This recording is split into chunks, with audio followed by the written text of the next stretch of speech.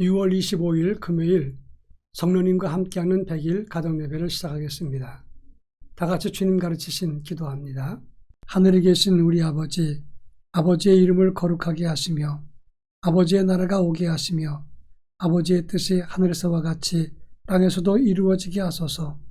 오늘 우리에게 일용할 양식을 주시고 우리가 우리에게 잘못한 사람을 용서하여 준 것 같이 우리 죄를 용서하여 주시고 우리를 시험에 빠지지 않게 하시고 악에서 구하소서. 나라와 권능과 영광이 영원히 아버지의 것입니다.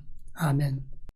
찬송가 372장 그 누가 나의 괴로움 알며 찬송가 372장을 부릅니다.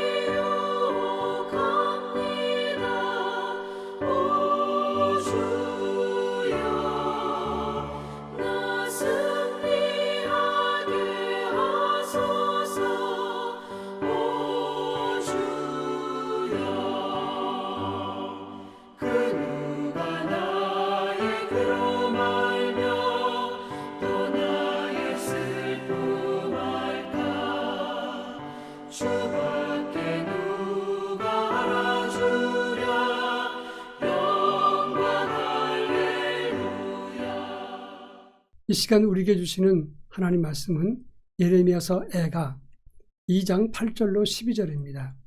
예레미야 애가서 2장 8절로 12절 말씀을 한 절씩 교독합니다. 제가 전체를 읽겠습니다.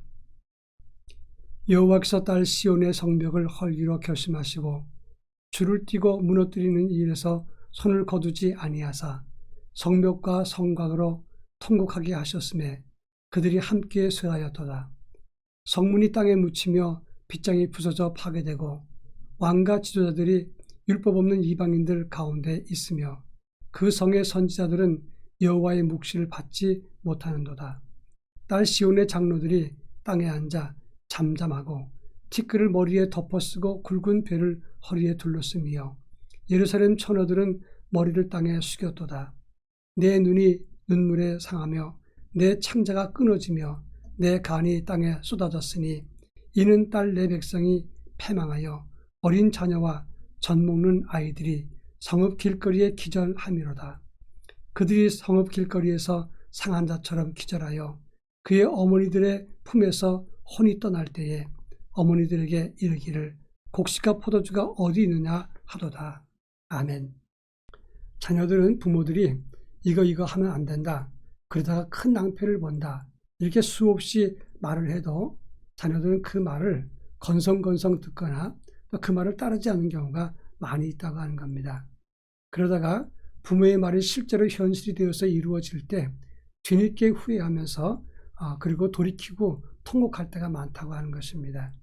오늘 예레미야서 애가서에 나오는 경우도 똑같습니다. 40년 6개월 동안 예레미야는 하나님 말씀을 전했습니다. 예루살렘이 멸망하리라, 유다의 멸망, 그것을 예언하면서 하나님께 돌아오도록 권고했습니다. 그러나 이스라엘 백성들은 끝까지 그 예레미야의 말을 듣지 않았습니다. 결국 나라가 망하고 엄청난 시련을 만나게 되었을 때 그때 와서 겨우 하나님 말씀을 들을 걸 하고 후회했다고 하는 것입니다. 오늘 우리가 읽은 본문의 말씀은 하나님의 심판과 함께 심판을 슬퍼하는 내용을 담고 있습니다.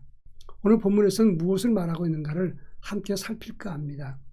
먼저 8절부터 9절까지 해서 하나님은 예루살렘 성을 멸하시기로 작정하셨다, 이렇게 말씀하고 있습니다. 8절, 여호와께서 딸 시온의 성벽을 헐기로 결심하시고 줄을 띠고 무너뜨리는 일에서 손을 거두지 아니하신다. 따라서 성벽과 성곽으로 통곡하게 하셨다라고 말씀하고 있습니다.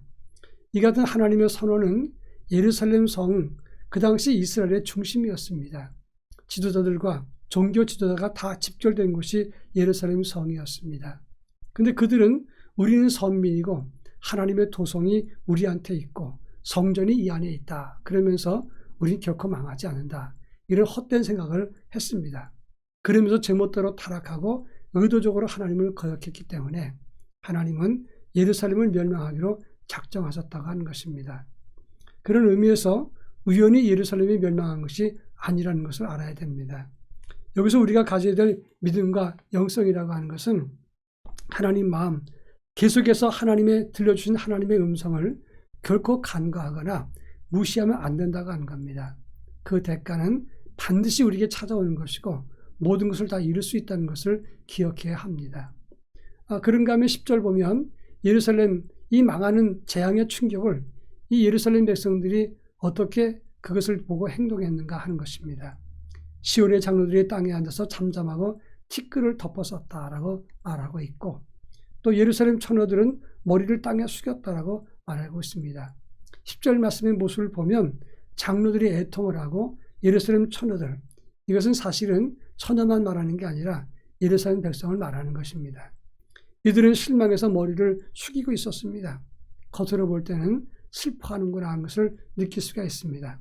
그런데 그들은 그냥 슬퍼할 뿐 하나님께 참회하거나 회개의 모습을 보이지 않았다고 하는 것입니다. 하나님이 지적하는 것은 바로 이 점입니다. 오늘날도 마찬가지입니다. 위기와 시련과 환난을 만나면 한탄하는 사람은 많이 있지만 진정 참회하고 하나님께 뉘우치고 돌아서는 사람은 없다고 하는 것입니다. 이 말은 이러한 슬픔과 탄식이 중요한 게 아니라 위기의 때 그 위기가 주는 의미를 깨닫고 하나님께 돌이키고 참여하는 것이 중요하다는 것을 강조하고 있는 것입니다. 또 마지막 12절에 보면 예루살렘에 당하는 공경이 어떤 모습이었는가를 설명해 주고 있습니다. 기근이 심해서 음식을 찾으며 어머니 품에서 죽어가는 아이들의 모습으로 설명을 했습니다. 이 말은 비유로 한 것이지만 실상 예루살렘의 파괴가 복과 수 없을 만큼 크고 아주 심하게 임했다는 것을 말하는 것입니다. 예루살렘 멸망의 처참을 예리하게 설명을 해주고 있습니다. 우리가 기억할 것은 부모 이야기를 건성으로 들었던 자녀들, 그들에게 징계가 임하는 것처럼 하나님 예언이 수없이 경고되었지만 그것을 건성으로 들었던 사람들, 그 결과가 이렇게 엄청나게 돌이킬 수 없는 결과로 나타난다는 것을 말하고 있습니다. 다 망하기 전에 돌이키고 처음부터 하나님 말씀을 듣고 순종하는 하나님 백성이 되어야 됩니다.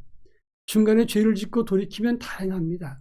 그러나 끝까지 죄를 짓고도 돌이키지 않으면 이제 돌이킬 수 없는 엄청난 징계로 우리에게 찾아오게 된다고 하는 것입니다. 여러분, 끝까지 미련한 자가 되지 말고 하나님 말씀을 듣고 다행한 사람이라도 될 수 있기를 바랍니다. 다 같이 기도합니다. 하나님의 예언의 말씀에 귀를 기울이고 순종하게 하옵소서.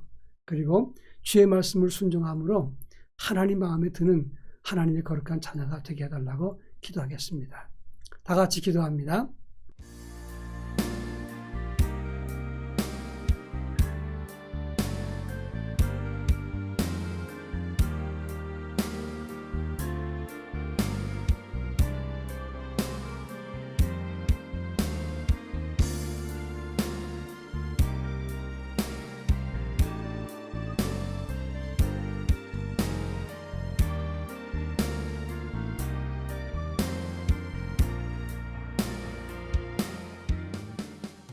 사랑 많으신 하나님 아버지, 지금도 수없이 말씀하시는 하나님의 마음과 말씀을 저희들이 귀가 열고 마음을 열어서 듣게 하시고 그 말씀에 순종할 수 있도록 은혜를 덧입혀 주옵소서.